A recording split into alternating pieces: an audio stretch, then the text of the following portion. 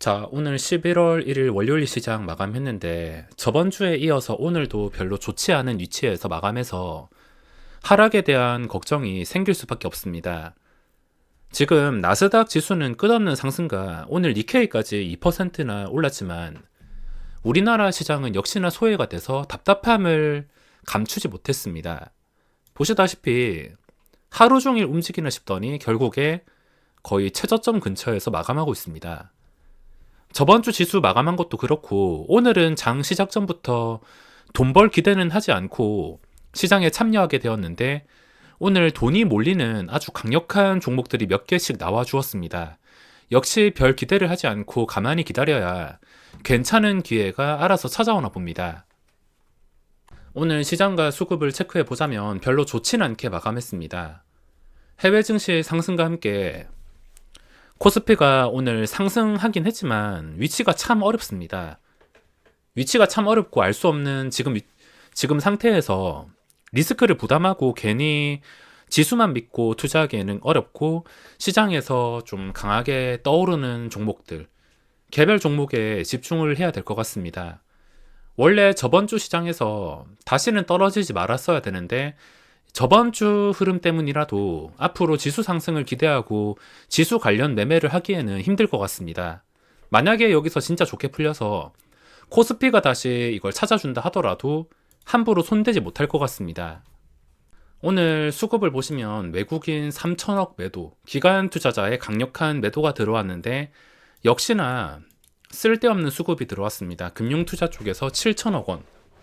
뭐 어차피 언제 나갈진 모르지만 언젠간 나가면서 저번 주 금요일처럼 분위기를 완전히 망쳐놓을 수가 있어서 별로 반갑지 않았습니다. 오늘 7천억이나 들어왔을 때 차라리 지수가 1% 이상 뭐 니케이랑 비슷하게 급등이 나왔으면 모를까. 별로 오르지도 않는 상태에서 이게 다시 나와야 될 생각을 하니까 오늘 수급은 별로 좋지 않고 지수의 기대기가 까다로워졌습니다. 자, 최근 기간의 집중적인 수급으로 인해서 종목들이 번갈아 가면서 고점을 뚫어주는 수급이 들어오고 있습니다. 예를 들자면 최근에 신고가를 돌파한 펄어비스나 하이브가 있으며 또 최근에 기간의 수급이 아주 강력하게 유지가 되는 게 카카오 게임즈랑 오늘 떴습니다. 그리고 다날까지 나왔습니다.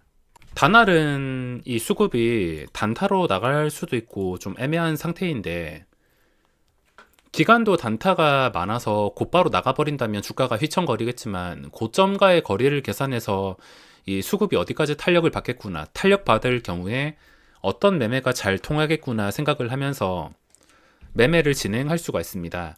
제가 기관 투자자 수급을 높게 신뢰하진 않지만 중소형주를 제외하고 시가총액 규모가 좀 있는 종목에서 들어온다면 이 수급의 흐름에 대해서 분석해 볼 필요가 있습니다. 그래서 제가 주말 동안 종목을 분류하면서 다날이랑 카카오 게임즈를 포함시킨 것이며 카카오 게임즈는 오늘도 역시나 기관의 강력한 수급이 잠정 추정치로 찍혀 있습니다. 자, 최근에 기관에 이런 엄청난 수급이 들어온 종목이 대표적으로 펄어비스. 그냥 매수했다 하면은 개인 투자자가 고점에 살 때까지 끝까지 매수합니다. 요즘에 하루 이틀 하는 게 아니라 고점까지 높여가지고 개인 투자자가 고점에 대량 들어올 때까지 끝까지 산다 보시면 됩니다. 펄어비스도 이런 수급이 좀 괜찮은 자리에서 들어오면서 결국에 고점을 뚫었고 하이브도 마찬가지입니다. 하이브도 이런 기관의 수급이 들어오면서 신고가를 뚫었습니다. 그 다음은 카카오 게임즈.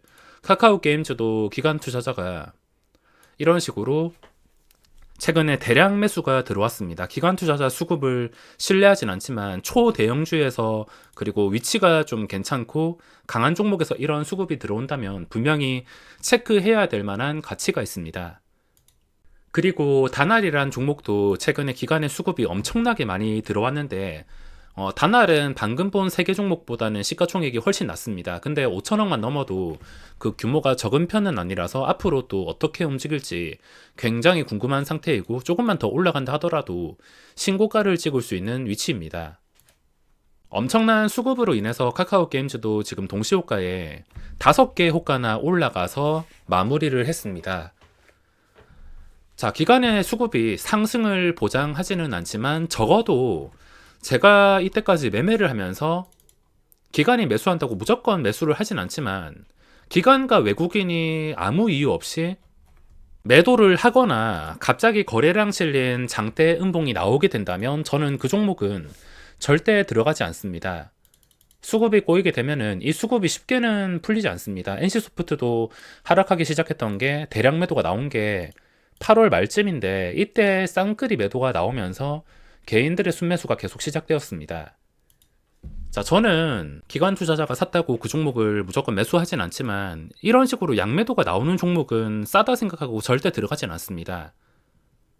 싸다고 생각하고 들어갔는데 뭐 평소에는 막 80만 원 넘게 거래되던 게 갑자기 이렇게 70만 원에 거래가 되니까 혹할 수밖에 없습니다. 근데 이걸 보고 들어갔다가 바닥이 어딜지는 절대 알 수가 없습니다.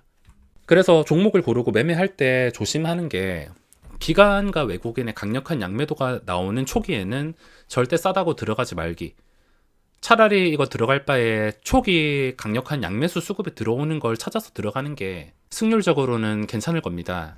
지금 기관의 수급이 장 끝나고 나서 아직 나오지 않았는데 나중에 나와서 같이 한번 체크를 해보겠습니다. 저는 오늘 시장 시작할 때 요소수가 지금 품절 대란이라는 말을 듣고 혹시나 관련주들이 처음 뛰어오르지 않을까 싶어서 휴캠스랑 KG케미칼, 롯데정밀화학 정도를 지켜보면서 매매를 진행했습니다.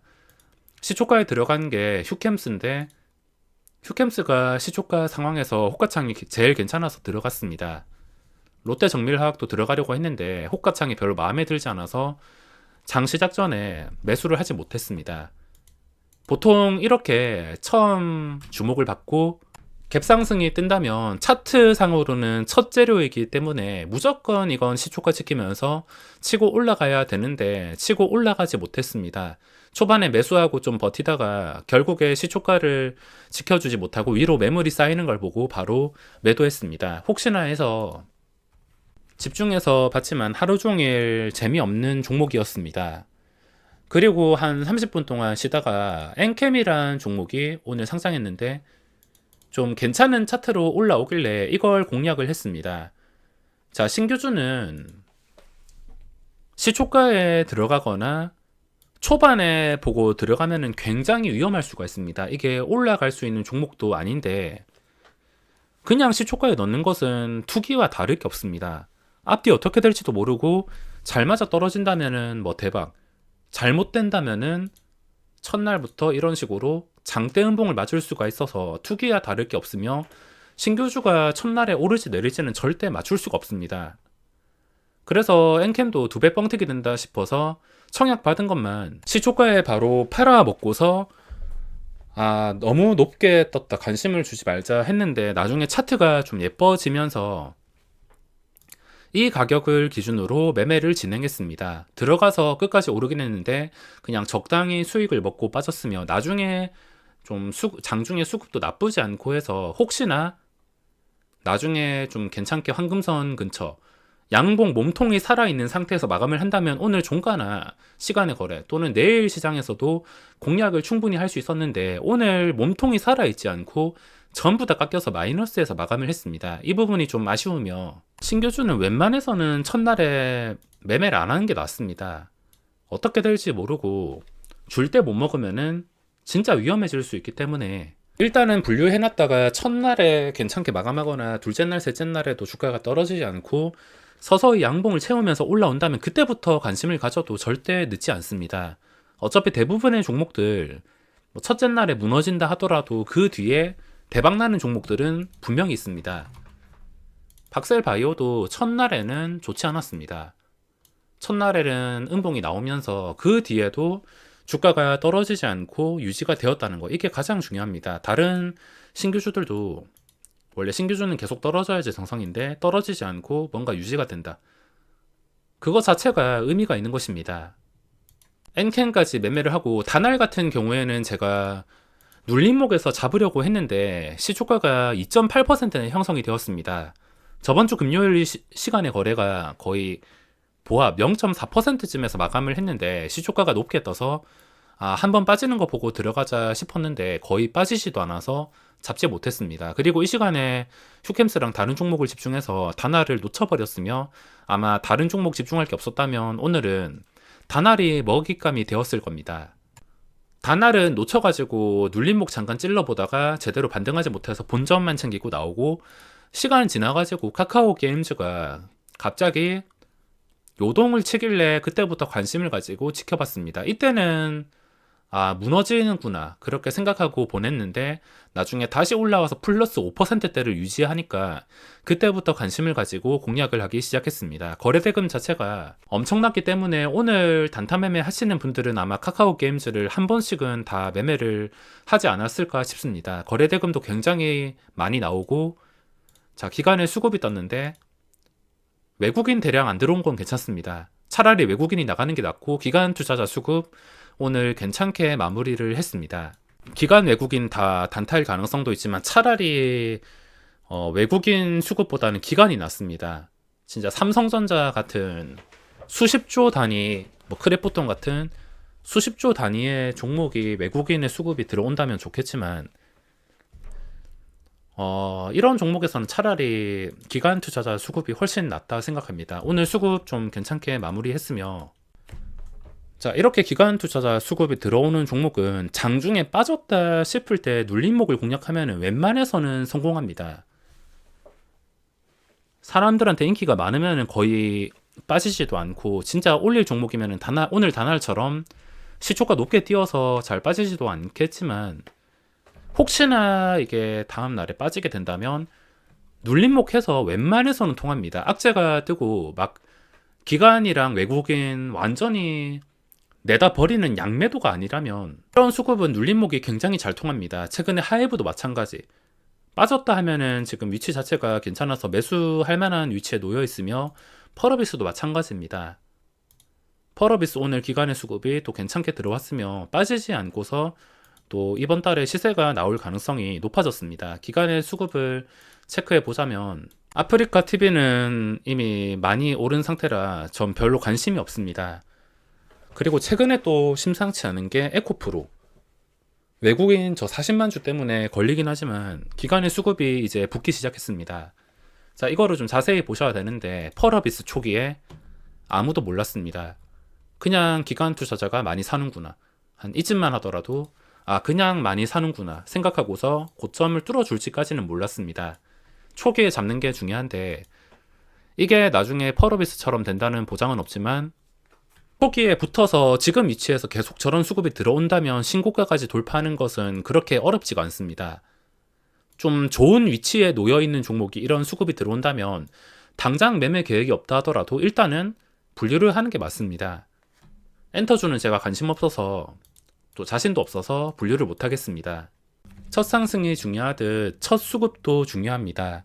이게 가짜일 가능성이 높긴 하지만 기본적으로 좀 내가 자신 없는 차트, 뭔가 이상한 차트, 그 전에 좀 안 좋았던 차트 이런 것들은 딱히 분류할 필요가 없습니다. 기관 투자자도 단타고 함정일 수가 있어서 아무거나 분류하는 게 아니라 갑자기 시가총액 규모가 있는 종목에 엄청난 대량 수급이 들어온다면 분류할 가치가 있으며 비덴트도 제가 주말에 분류한 이유가 이런 엄청난 수급과 좀 괜찮은 자리였기 때문에 분류를 했습니다.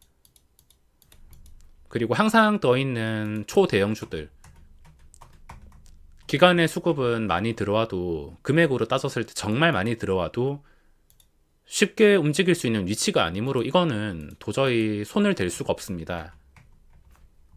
오늘 하이브도 괜찮게 들어왔으며 이런 종목들은 혹시나 장중에 빠진다면 눌림목이 굉장히 잘 통할 수가 있습니다. 자, 그럼 오늘 영상은 여기까지 하고 마무리하겠습니다.